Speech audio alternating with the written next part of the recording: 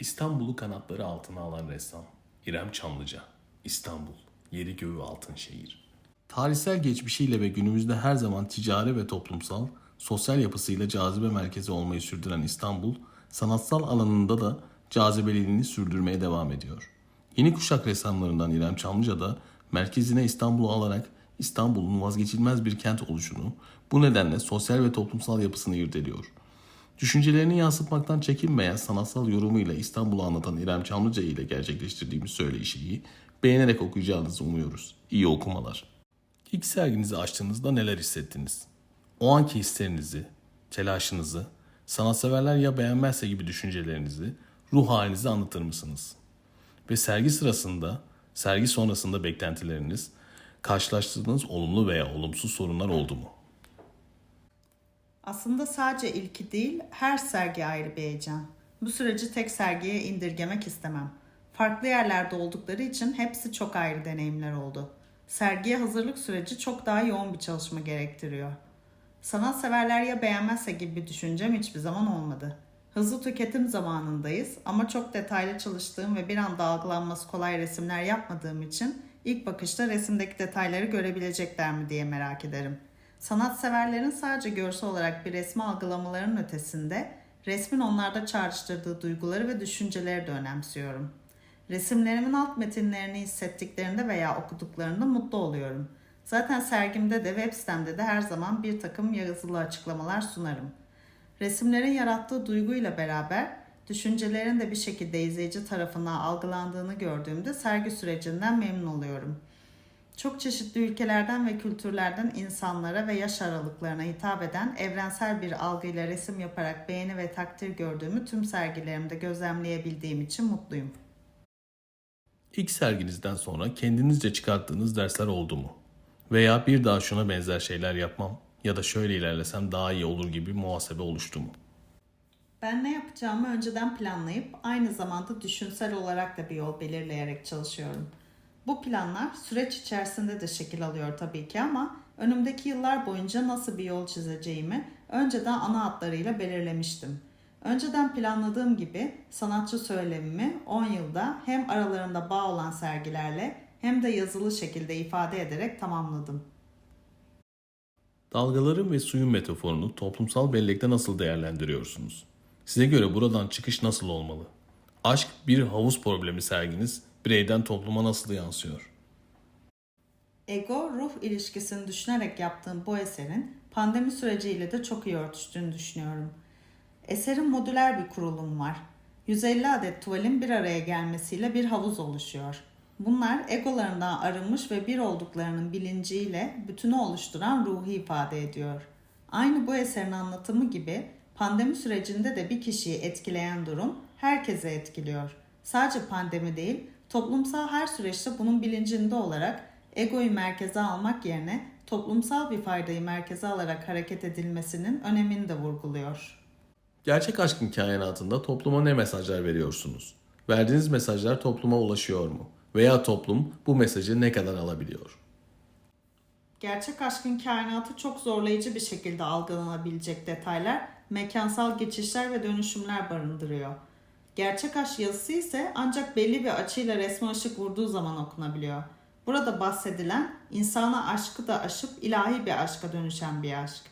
İnsanların bu konuda inancı her ne kadar azalsa da bu bir gerçek. Gerçek aşk emek ve sabır istiyor. Bu yüzden resim de çok detaylı. Resmi yaparken harcadığım emek gibi sanatseverlerin de eseri dikkatli bir şekilde incelerken emek sarf etmesi gerekiyor. Bu konularla ilgili insanlara bu mesajın geçtiğini biliyorum. Genel bir bakışta ise sadece çok ayrıntılı ve çok emek olduğunun algılandığını düşünüyorum. Sadece bu da insanlarda bir etki yaratabilir. Detaylı olarak inceleyenlere teşekkür ederim. İstanbul kanatlarımda serginizi hazırlarken o an İstanbul'u kanatlarınızın altına nasıl aldınız? Neler hissettiniz de İstanbul'u kanatlarınızın altına almaya karar verdiniz? İstanbul Kanatlarımda sergisi bu bahsettiğim sergiler arası düşünsel köprüde son basamaklardan biriydi. Yerkürede bulunurken işlediğim konulardan ve farkındalıklardan sonra sanki kainata açılan bir geçişi temsil eden bir sergi gibi oldu. Bu sergide İstanbul'u kanatlarıma alırken daha soyut kavramları da resmettim. Bu yüzden İstanbul'u kanatlarıma alarak kainata uzanan bir yolculuğa çıktım. İstanbul'da birçok açıdan bir geçiş ve dönüşüm şehri olduğu için bu anlatıyla çok iyi örtüştü. Kıtalar buluşur, aşıklar kavuşur. Bu çalışmaya göre aşıklar gerçekten kavuşabilecek mi? Buradaki dünyanızdan veya çıkmış olduğunuz yolculuktan bahseder misiniz? Dünyanın çeşitli yerlerine gittiğimde her zaman dönmek istediğim şehir İstanbul oluyor.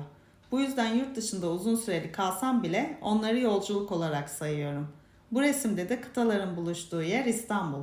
Kıtalar kavuşması imkansız gibi görünen iki aşığı temsil ediyor. Ve aşıklar kıtaların buluştuğu İstanbul'da kavuşup bir oluyorlar. Gerçek aşıklar mutlakta er ya da geç kavuşuyorlar. Yeri göğü altın şehir derken bugün İstanbul'a baktığınızda neler görüyorsunuz? Toplumsal yapı gerçekten altın şehir mi? Ya da halk arasında söylendiği gibi taşı toprağı altın İstanbul aynı düşünceyi paylaşabiliyor musunuz? Günümüzde yeri göğü altın şehir rantlarla talan olmuşken ressam olarak neler dersiniz? Evet, bu resmin adı bu söze bir gönderme. Aslında İstanbul hala birçok insana fırsat sunan bir şehir. Başka bir şehirden çıkış yapanların bile yolu bir şekilde İstanbul'a düşüyor. Bu anlamda bu söz hala geçerli. Yeri göğü altın şehir derken İstanbul'un dünyadaki tarihsel önemine ve kilit bir nokta oluşuna da gönderme yapıyorum. İstanbul'un taşı toprağının altın oluşu zaten onu bir rant merkezi haline getiriyor. İstanbul'da doğayla uyumlu bir yaşam sürülmüyor elbet ama bu kadar hızlı büyüyen bir şehirde bunların olması çok olası. Bence İstanbul tüm bunlara rağmen asla güzelliğini kaybetmeyen kadim ve muazzam bir şehir. Türkiye her noktası turizm cenneti olacak kadar harika yerler barındırıyor. Her yeri çekim noktası haline getiren bir yapıyla nüfusun daha dengeli bir dağılımı olması da çözümleri beraberinde getirebilir. Yurt dışında yaşamış bir sanatçı olarak ülkemizdeki sanatçılarla yurt dışındaki sanatçılar ve sanatseverler arasındaki farkları anlatır mısınız? Her ülkede birçok farklı kurum, sanatçı ve sanatsever var. Genelleme yapmayı çok istemem ama benim gözlemlediğim Avrupa'da anlayış olarak teorik bir takım çıkarımlara plastik dil kadar önem verildiği. Amerika'da güncel durumlarla ilgili müze sergilerinde yer alan eserler dışında galeri dünyasında sanat alıcılarının eğilimlerine göre şekil alan daha çok görsel dile, malzemeye odaklı bir piyasa olduğunu düşünüyorum. Türkiye ise anlayış olarak tam ortalarında bir yerde diyelim. Bir çalışma üzerinde çalışırken ciddi emek veriyorsunuz. Fakat o an geliyor ki gözden kaçırdığınız veya bu olmadı, yeniden başlayayım dedikleriniz oluyor mu?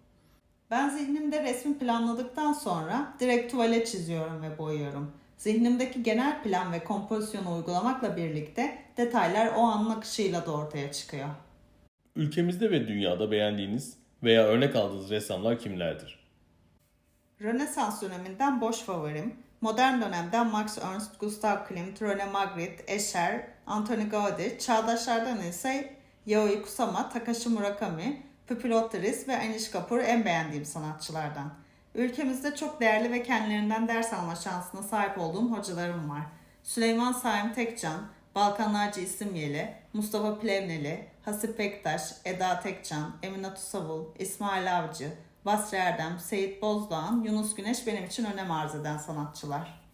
Genel anlamda dünyadaki ve ülkemizdeki sanatçılar toplumsal mesajlar veriyor. Sizin mesajlarınız veya yolculuğunuz nasıl seyrediyor ya da seyretmeye devam edecek? Teorik bir anlatı üzerinden resim serileri, sergileri arasında bağ kurduğum uzun süren çalışma bu teorinin bir sonuca varmasıyla tamamlandı. Bu da en büyük eserin kainatın kendisi olduğudur. Bunun üstüne söyleyebileceğim başka bir söylem yok. Ben bu şekilde hakka teslim ettikten sonra aşk için resimler yapmayı planlıyorum. Murat Revo tarafından adıma yazılmış bir şiir kitabı bulunuyor. Sırada bu şiirlerin resimlerini yapmak var. Kendim resim yapsam bile her zaman en süptil sanatın şiir olduğunu düşünmüşümdür. Bu yüzden şiirleri resmetmek benim için çok değerli. Güncel kadın okuyucularına ne gibi bir mesaj vermek istersiniz? Güncel kadın okuyucularına kadına şiddetin olmadığı, kadınların da erkekler kadar özgür olabildiği, kadına saygının olduğu, güzelliklerle ve sanatla dolu bir dünya diliyorum.